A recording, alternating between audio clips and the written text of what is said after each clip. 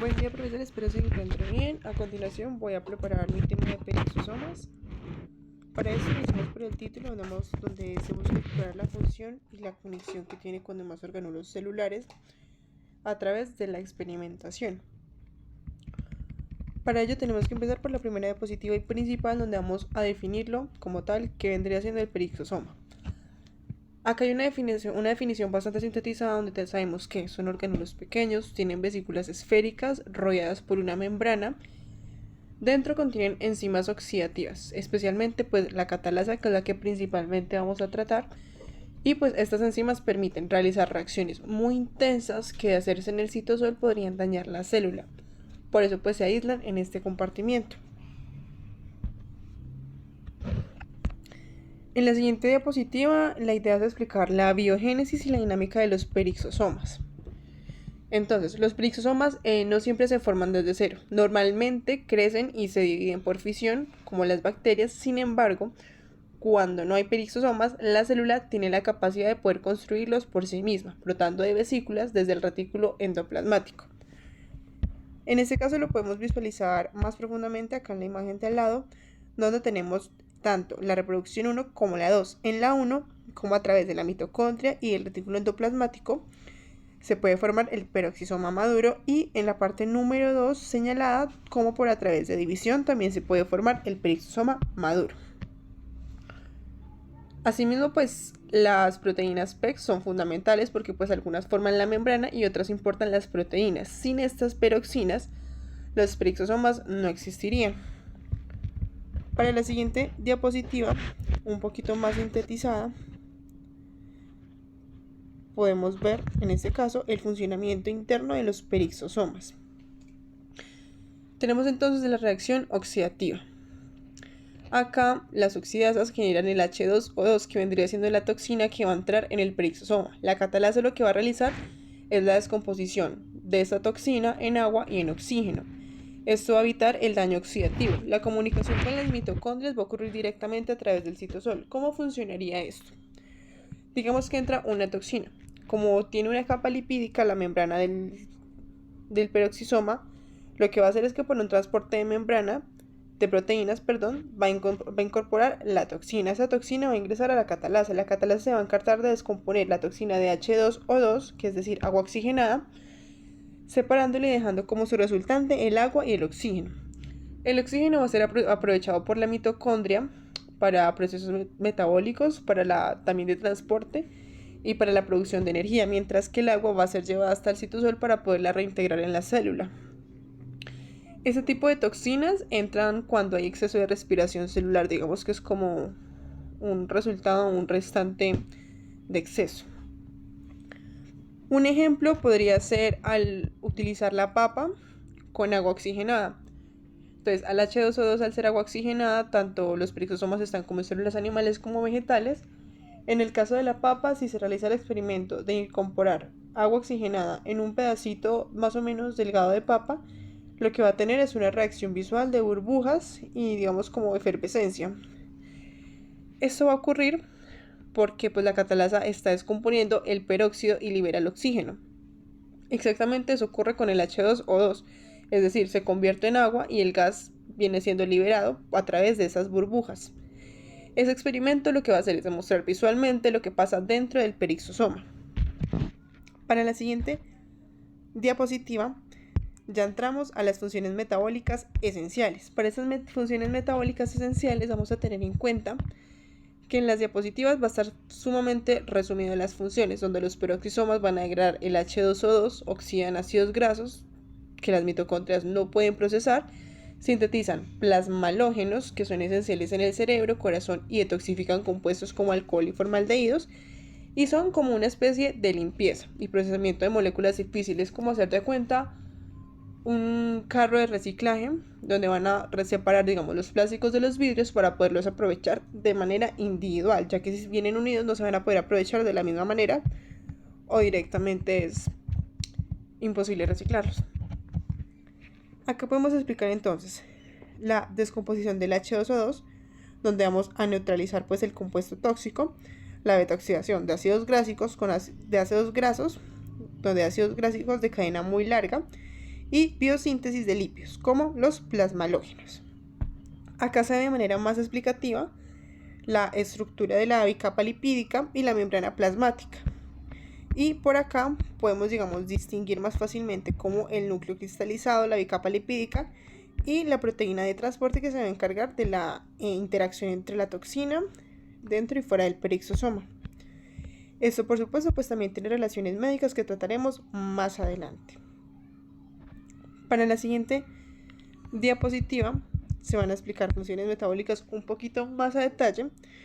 Por ejemplo, como la oxidación de ácidos grasos viene siendo pues una cadena muy larga y ramificada que las mitocondrias pues por sí mismas no pueden procesar de manera más eficiente. La producción y reproducción de H2O2, la detoxificación, que es uno de los principales tareas de la catalasa, y las síntesis de plasmalógenos. Para la siguiente diapositiva tenemos un diagrama en el cual lo ideal pues vendría siendo mostrar cómo pues se coopera entre orgánulos. En este caso, pues, por ejemplo, con las mitocondrias comparten intermediarios metabólicos como el acetil-CoA. Con el retículo endoplasmático intercambian lípidos y contribuyen a la formación de nuevos peroxisomas, y con los lisosomas y citosol colaboran en degradación y reciclaje. El mensaje que no son las estructuras aisladas, es decir, están integradas en la red metabólica como tal celular. Entonces, por ejemplo, acá lo tenemos de una manera más resumido. Y pues ya aparte de esta situación, pasamos directamente a las preguntas, que lo ideal es poderlas, resolver a partir de lo que tenemos como tal, como el concepto de los perisomas. Entre las preguntas tenemos principalmente la primera, que vendría siendo... Listo. La idea de las preguntas es resolverlas de manera deductiva. Entonces vamos a mirarlas primero por temáticas. En la primera temática tenemos su impacto, el impacto del peróxido de hidrógeno como tal. La pregunta es, si los peroxisomas no pudieran degradar el peróxido de hidrógeno, ¿qué afectaciones o qué efectos nocivos tendría esta acumulación en la célula? Si bien hemos hablado de la importancia que tiene tanto en la interacción con otros orgánulos como de por sí mismo poder degradar toxinas, esta respuesta pues podría ser bastante eficiente si la tomamos como que se acumularía y se dañarían algunas proteínas, lípidos y pues ADN por estrés oxidativo, que es como la principal tarea de prevención. En la segunda temática, con metabolismo lipídico, tenemos considerando pues que la función en la beta-oxidación, cómo se vería afectada la célula tras la ausencia de peroxisomas en el metabolismo lipídico, especialmente de ácidos grásicos de cadena muy larga. Para explicar esto, pues no se degradarían los ácidos grasos muy largos porque pues acumulan y dañan tejidos, especialmente el cerebro e hígado.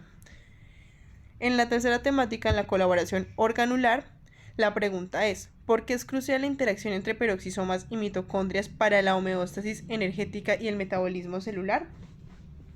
La respuesta sería muy sencilla, ya que pues como hemos hablado de la tarea que tienen ellos, sería porque los peroxisomas al iniciar la degradación y mitocondrias van a completar la oxidación para la producción de ATP, que era lo que hablaba en el momento del proceso de cómo la catalasa pasa la mitocondria al citosol, ya que el ATP vendría siendo la energía que va a aprovechar la mitocondria al utilizar el oxígeno como resultado de la neutralización de la toxina.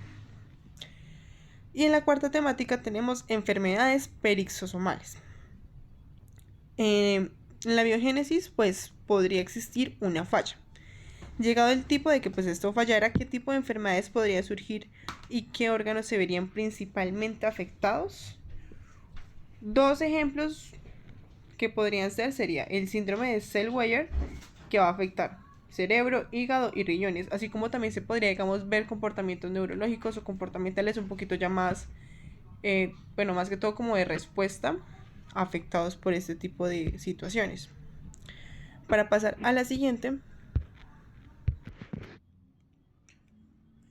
ya para continuar, vamos a pasar a la siguiente diapositiva, donde lo que principalmente vamos a hablar son las enfermedades relacionadas y pues la relevancia clínica que esta tiene, aprovechando que la última pregunta o temática fue en relación con las enfermedades perixosomales.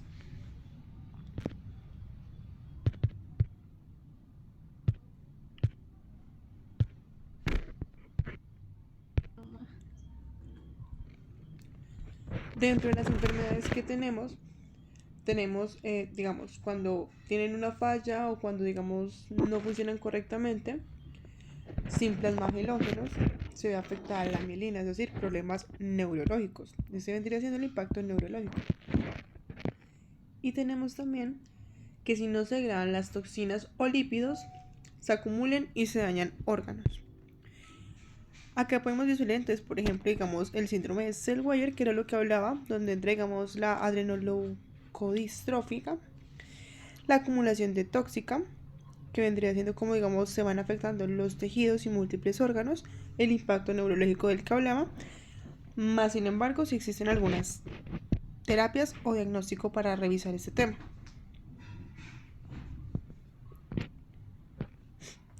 Para la siguiente diapositiva vamos a tomar en cuenta el funcionamiento interno. Este funcionamiento interno lo vamos a ver representado por lo que pasa adentro, es decir, las oxidasas generan H2O2, la catalasa lo neutraliza y los transportadores van a regular la entrada y salida, y en la matriz ocurren procesos como la beta-oxidación. Para la siguiente diapositiva vamos a hablar, digamos, ya un poco más del funcionamiento, digamos, del ciclo de la vida resumido. Entonces tenemos la formación en el retículo endoplasmático, que vendría siendo, digamos, de manera dinámica, cómo crecen incorporando los lípidos y proteínas, se dividen y eventualmente pasan a ser o pueden ser degradados por pexofagia. Así pues, la célula controla su número según la necesidad metabólica. Tenemos pues el crecimiento y maduración, donde incorporan pues estas proteínas y lípidos, y su parte metabólica con las interacciones y la división a través, digamos, de homeostasis metabólica, y la dinámica y plásticos que ellos pueden llegar a hacer, incluyendo su interconectividad. Para ello pues llegamos a la zona de conclusiones, donde podemos ver cómo pues el mensaje final como tal de la presentación es que los peroxisomas son esenciales, tanto para controlar la oxidación, los lípidos, la detoxificación, la cooperación con otros orgánulos, y pues son parte clave de la red metabólica que mantiene viva y sana la célula, evitando, digamos, la oxidación como tal de la misma. De esta manera pues podemos, digamos, evidenciar, digamos, el funcionamiento un poquito más complejo que pueden tener los peroxisomas de una manera un poquito más fácil para apropiar el conocimiento. Muchísimas gracias.